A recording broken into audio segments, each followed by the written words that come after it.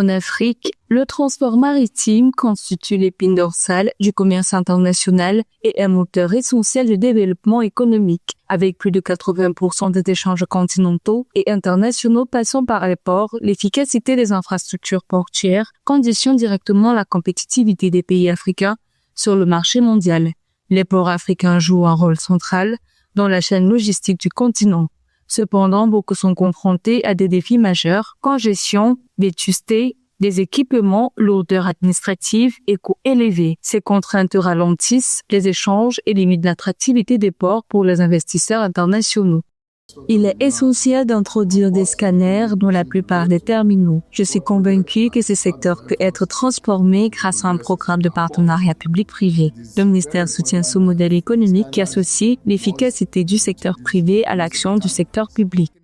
La modernisation des ports et le renforcement du transport maritime dépassent les enjeux économiques et favorisent le développement régional et l'intégration africaine. Grâce à des partenariats publics et privés, les ports deviennent des hubs logistiques compétitifs, soutenant la croissance et réduisant les disparités. Des initiatives comme les corridors ouest-africains mobilisent plus de 2 milliards de dollars pour connecter routes, rails et ports et desservir plus de 400 millions d'habitants.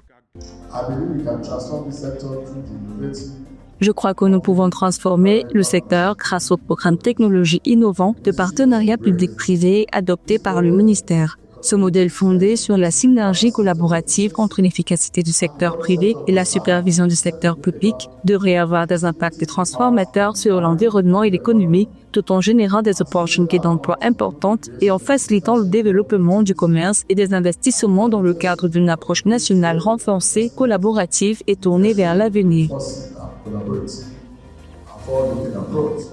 La réhabilitation des ports et le renforcement du transport maritime dépassent les enjeux économiques. Ils stimulent le développement régional et l'intégration africaine. Le transport maritime représente environ 90% du volume du commerce international africain. La mise en œuvre de la ZLECA pourrait d'ailleurs faire bondir le fret maritime de 58 à 131,5 millions de tonnes, doublant ainsi les échanges intra-africains. On pourrait dire que le gouvernement souhaite que le pays exploite ses ressources marines de manière responsable. Le secrétaire général compte sur le secteur maritime et l'économie bleue pour être efficace dans la résolution des problèmes quotidiens, créer des emplois rémunérateurs et générer de la richesse afin d'améliorer les conditions de vie du citoyen ordinaire.